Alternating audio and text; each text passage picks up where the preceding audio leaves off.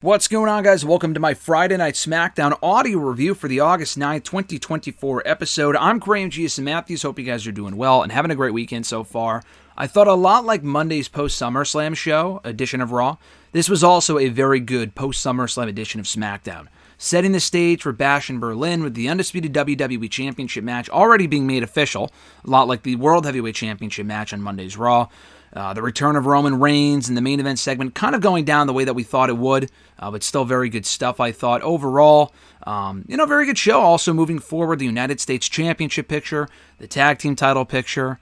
No injury update on Jacob Fatu. He was not on SmackDown on Friday. I'll mention that right now. The one half of the new WWE Tag Team Champions as of last week's SmackDown, which I did not review here on the channel due to the fact I was there in Cleveland for all the SummerSlam stuff. But Jacob Fatu was not on the show. He was apparently injured at SummerSlam. I thought it was real, then I'm thinking it was a work.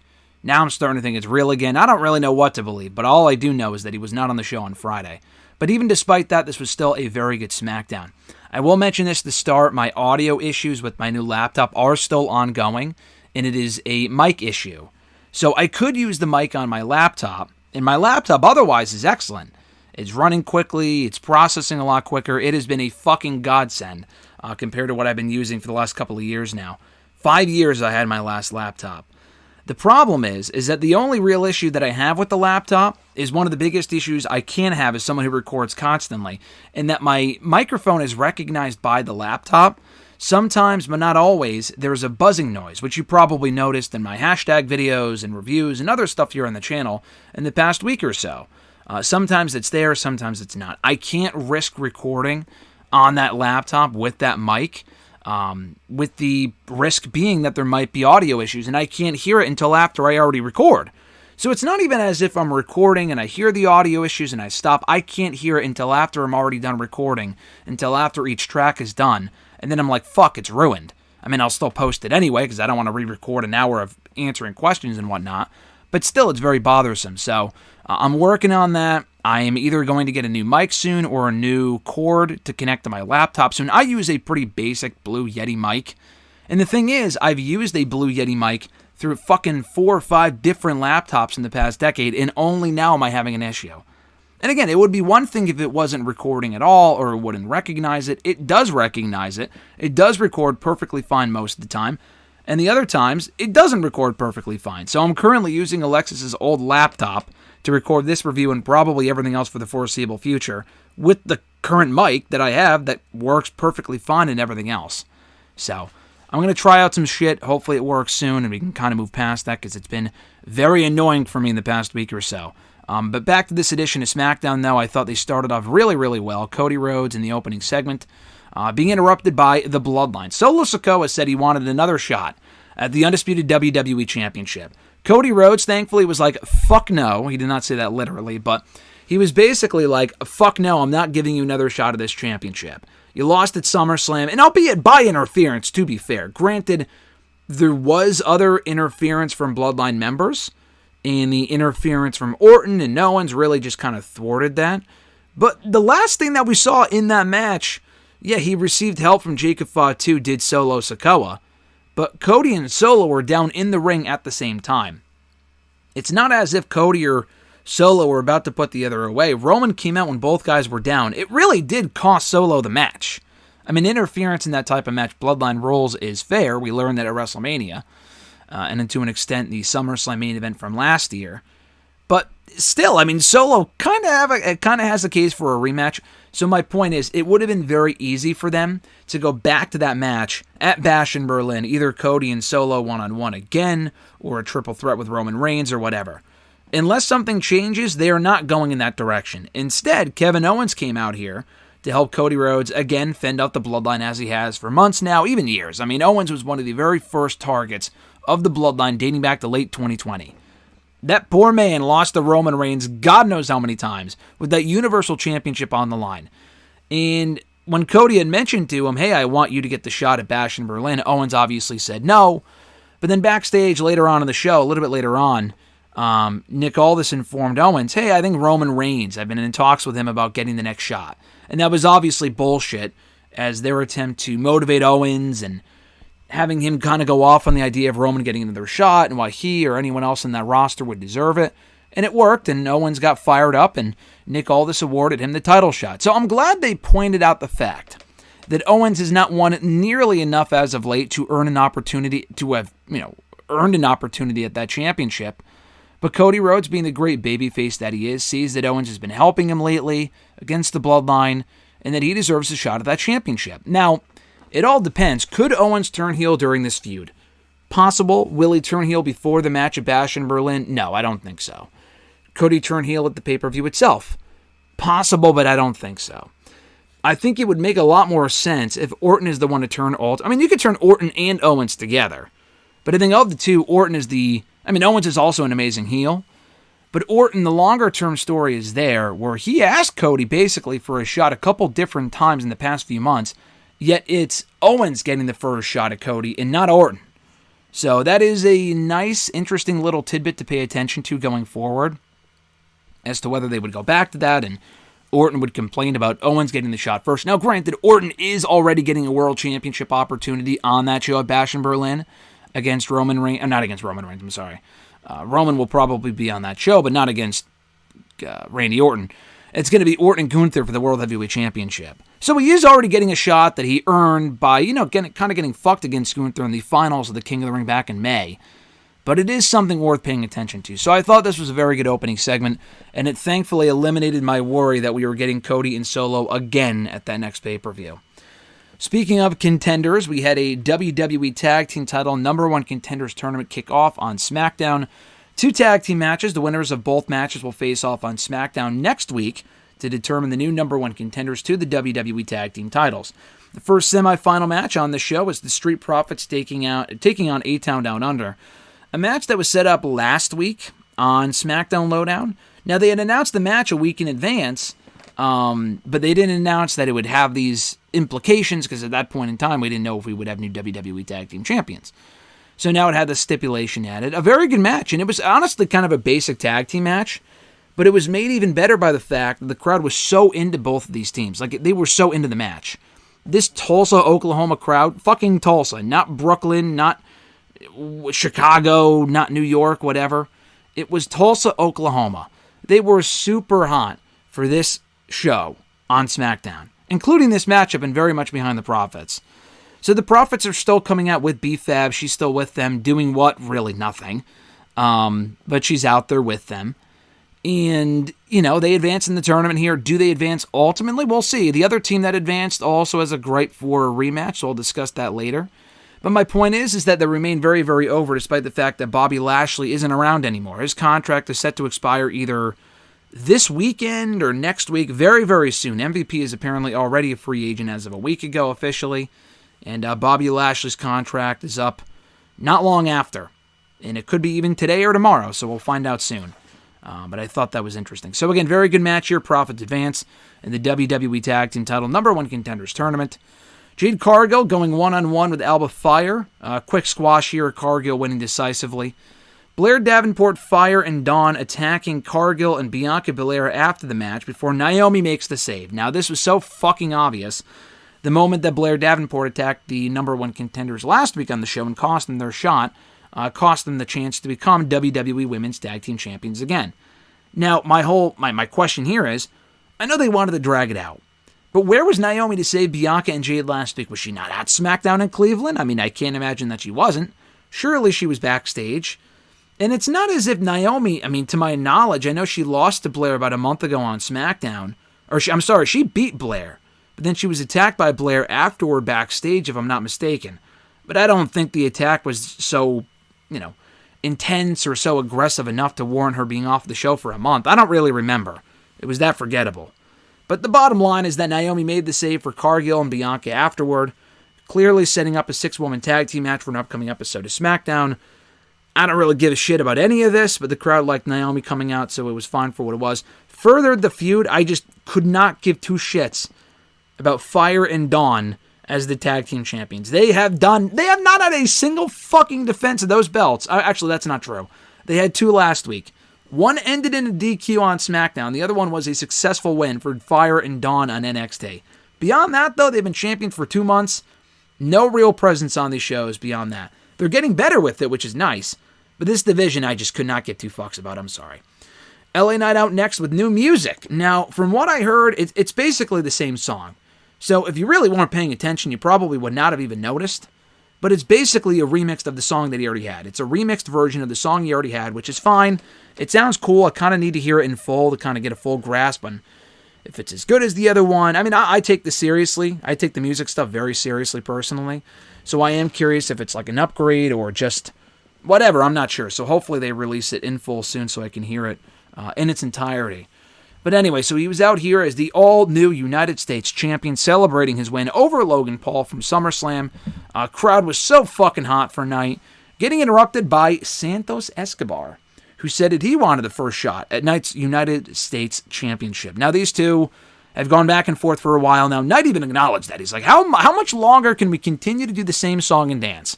I beat you 2 weeks ago. I beat you in the opening round of the King of the Ring tournament. I beat you in a triple threat. I pinned you in a triple threat. He didn't mention all of this, but I'm just remembering.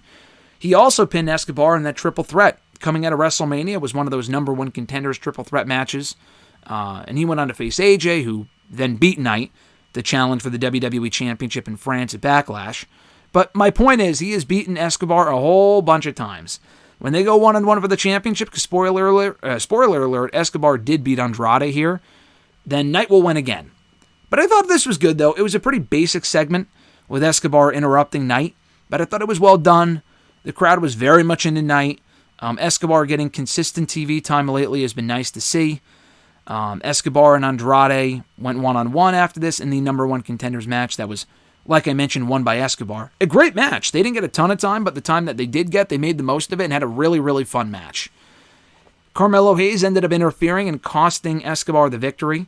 There was, legato interference at ringside from Elektra, and Elektra was also at ringside, but Berto and Angel, they were fended off from ringside by Baron Corbin and Apollo Crews, who have had an issue with those two for the last 2 months. I don't know why they even give a shit at this point, but they've also been on the show feuding with Legato for some reason, like we really even give a shit, like I said.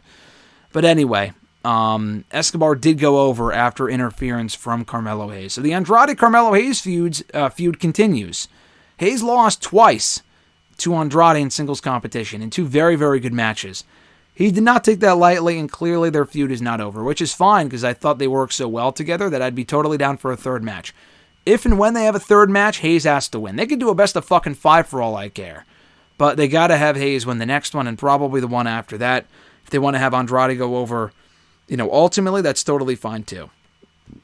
But I thought Escobar and Andrade, I believe that was a first time ever match, one-on-one if I'm not mistaken. And it was a really, really fun match, as you would expect. So they didn't say when Knight and Escobar will happen for the United States Championship. It could be next week. It could be at the pay-per-view.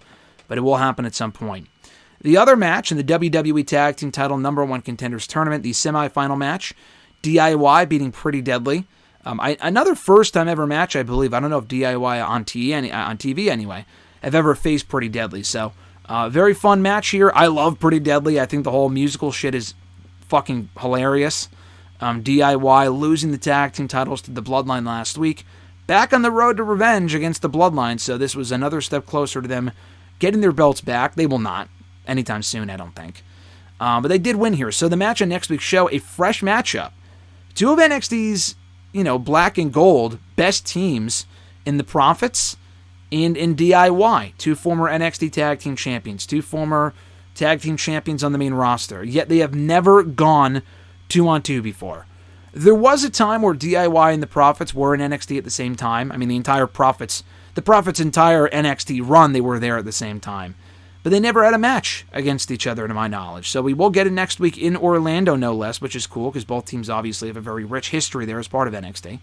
And the winners of that match will then go on to challenge the Bloodline. I mean, I don't know if it's going to be Jacob Fatu if he's hurt. We'll see in due time. Might be Tonga Loa, teaming with Tama Tonga. They might use the Freebird rule. Challenging them for the WWE Tag Team titles. Before I mention the final segment, we also got a vignette with Giovanni Vinci, who we have not seen in about 4 fucking months since Gunther and Ludwig Kaiser turned on him. Betrayed him, killed him. The draft happened, he got moved to SmackDown, and we had not seen him since. I was convinced he was getting released. I was shocked that he was not released already. I thought they were just waiting out till the end of his contract, because why take so long?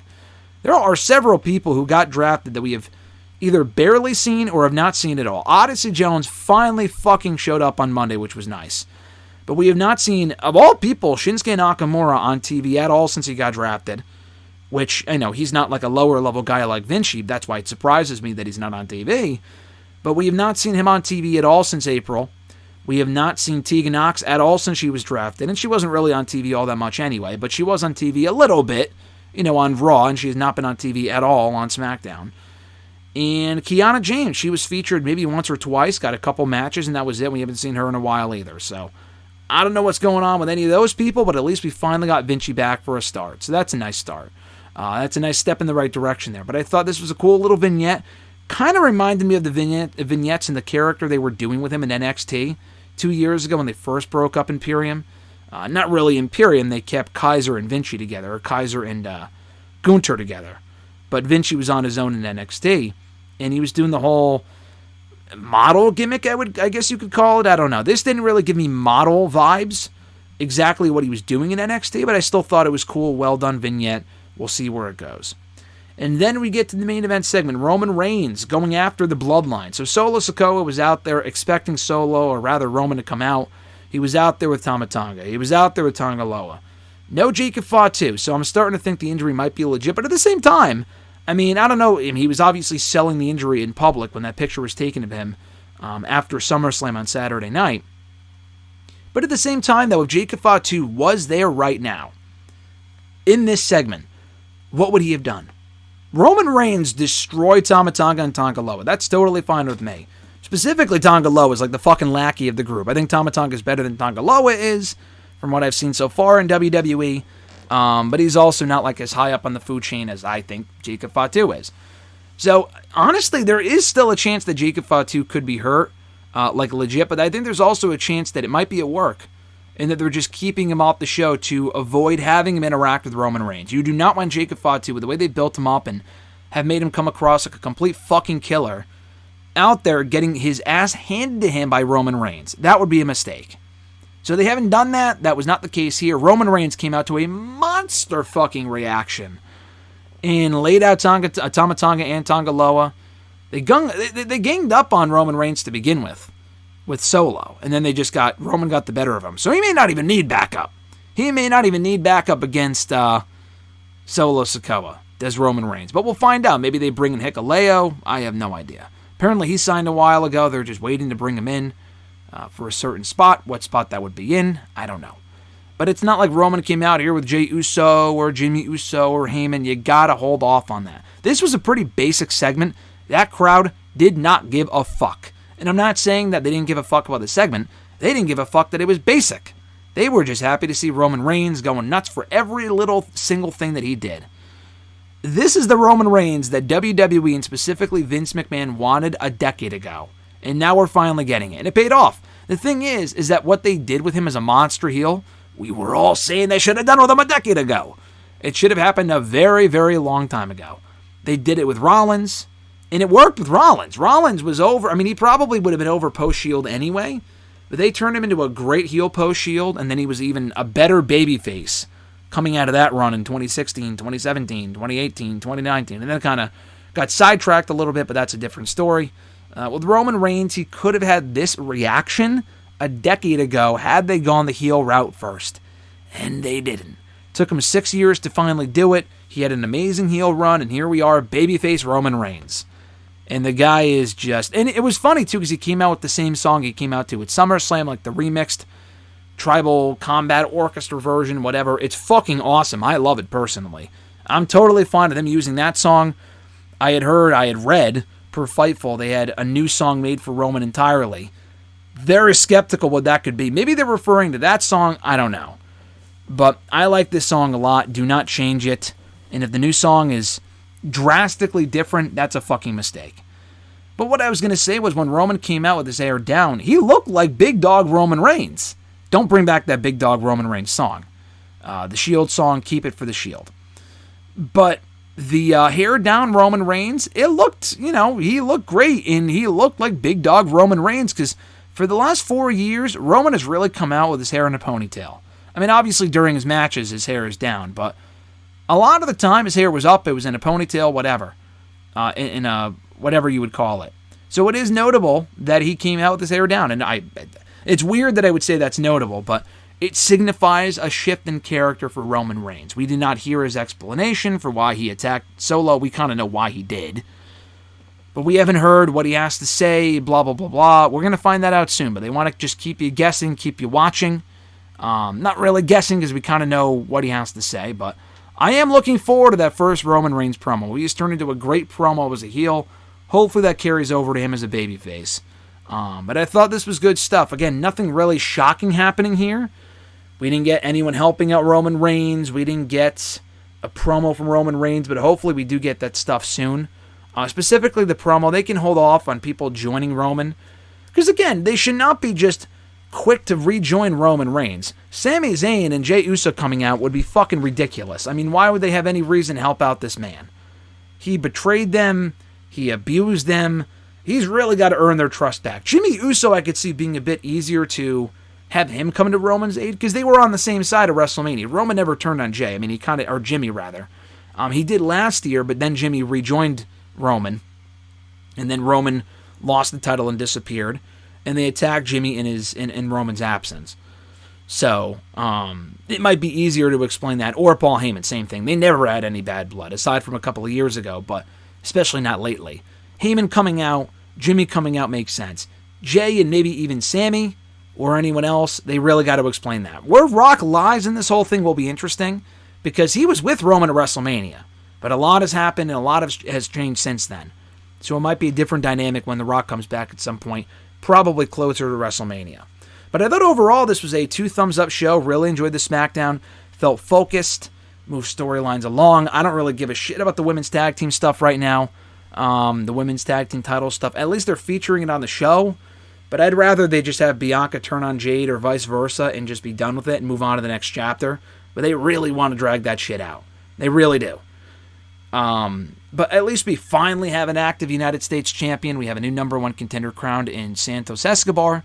We got DIY and the Profits next week, along with a Nia Jax championship celebration, I think being thrown by Tiffany Stratton. So, no Nia Jax on this show, but she will be back next week to celebrate her WWE Women's Championship victory from SummerSlam. So, really enjoyed SmackDown this week. Really enjoyed Raw as well. We'll be back, I think, next week with another all-new audio review of SmackDown. Like I said earlier, I appreciate you guys bearing with me through the audio issues here on the channel and these various videos. Some of my interviews also got fucked up audio-wise. It's just super annoying. Hopefully we can kind of get through this soon so we can move on to the next issue that inevitably pops up. But, for right now, it's just this, and it's been really annoying with the whole laptop thing, because my laptop works great otherwise. I want to be able to use it to record audio, and I can't because it's having issues with my mic. And I'm using that same mic now on a different laptop, and it's totally fine. It's super fucking annoying. But I appreciate you guys checking out the video. Be sure to like this video, drop a comment, share the video, and subscribe to the channel for more daily content. Have an awesome one, folks. I'm Graham G. Matthews, and I'll catch your ass down the road.